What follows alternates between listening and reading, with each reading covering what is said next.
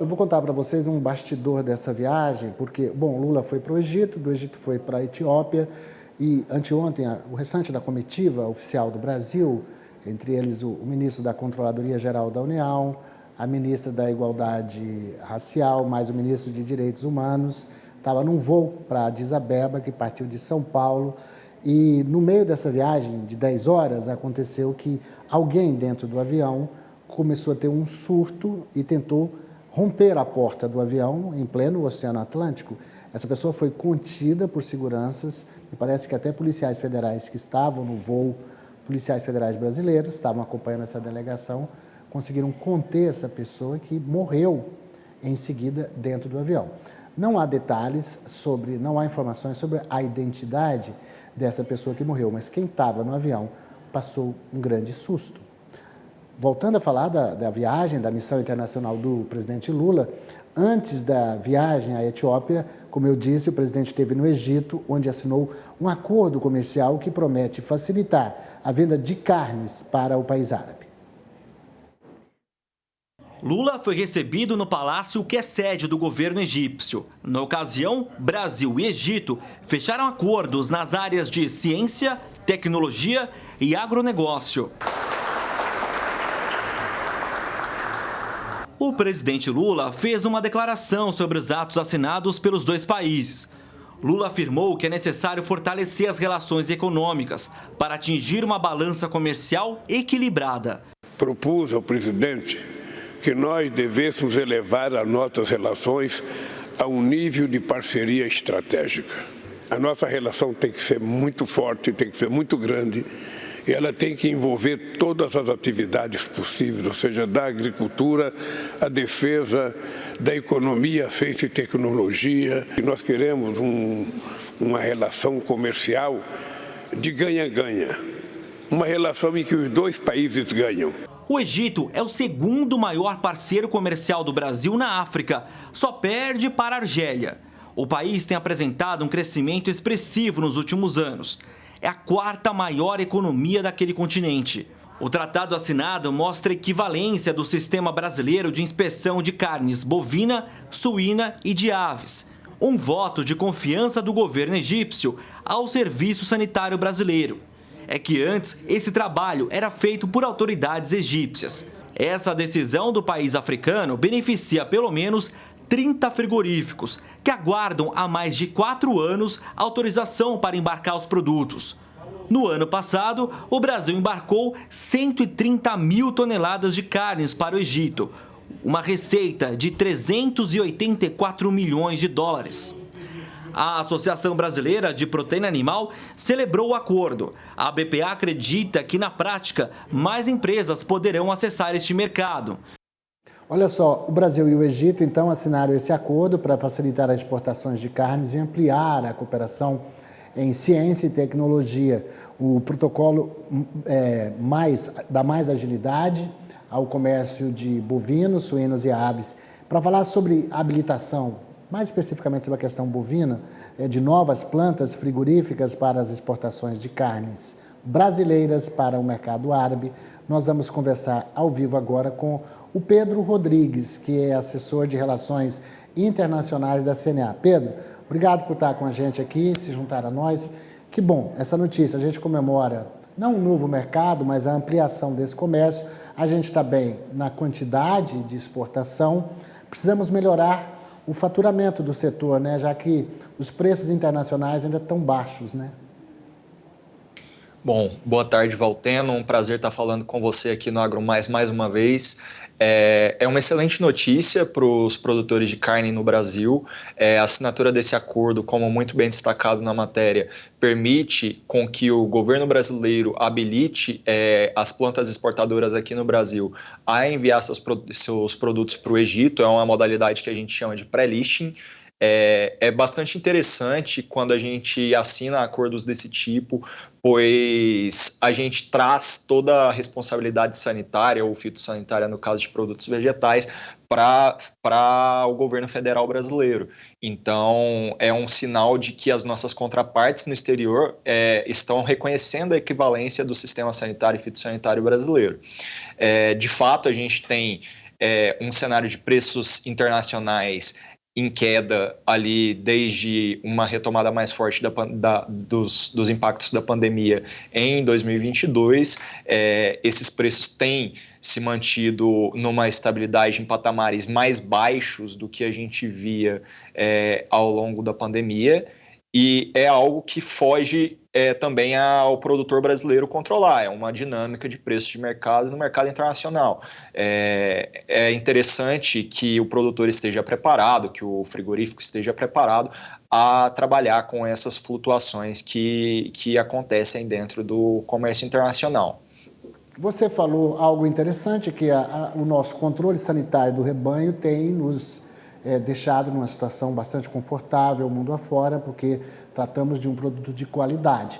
Inclusive, no ano passado, a gente anotou mais 7 estados brasileiros como área livre de vacinação de febre aftosa, o que nos garante status ainda mais valioso em nossos produtos. Está acontecendo também agora em Dubai, a GoFood, onde o Brasil também está lá mostrando a importância que tem o nosso setor de proteína animal também, inclusive com ampliando o certificado halal. O Brasil é muito bom em certificado halal, principalmente para países, né? Eu queria até que você ressaltasse a importância da abertura desses mercados e da ampliação de mercados para quem exige o certificado halal.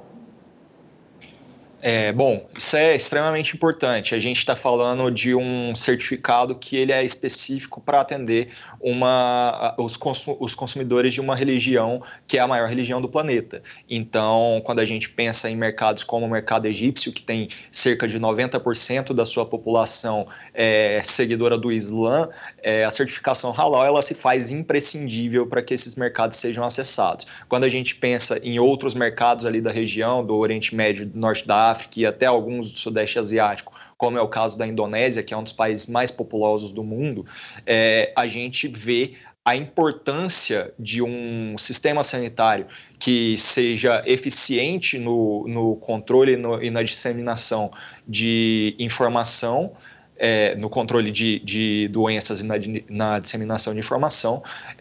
A gente vê a importância de certificadoras halal que trabalham de uma forma séria, como a gente tem aqui dentro do Brasil, e de frigoríficos que fazem o seu trabalho com total atenção a essas questões sanitárias para que a gente possa atingir todos esses mercados. A gente tem produtos que são de extrema qualidade, tanto no caso da carne bovina quanto da carne de frango, que já acessam a maior parte dos mercados ao redor do mundo e que cada vez mais buscam ter esse tipo de reconhecimento dentro de seus parceiros comerciais. É claro que uma negociação de certificado sanitário que envolva a questão do pré-listing também, além de questões relacionadas ao aspecto técnico, tem questões relacionadas ao aspecto político. Então, esse tipo de negociação, em geral, é uma negociação um pouco mais complexa do que parece ser. É algo que a gente sempre tem que ter atenção e que a gente sempre tem que estar monitorando quando a gente fala desse comércio internacional envolvendo produtos de origem animal. Pedro, você falou de alguns elementos que agregam valor ao nosso produto, como a sanidade, mas eu queria que você dissesse algo mais. A gente está falando de setor que está cada vez mais sendo cobrado por rastreabilidade, por boas práticas, tanto do ponto de vista ambiental quanto social, mas eu acho que o Brasil, do ponto de vista da pecuária, está respondendo a essas demandas, né? Sim, a gente tem um sistema de rastreabilidade muito bem desenvolvido para o caso do setor de proteína animal, muito mais desenvolvido, por exemplo, do que para várias commodities da cadeia vegetal, e isso tem que ser reconhecido dentro do mercado internacional.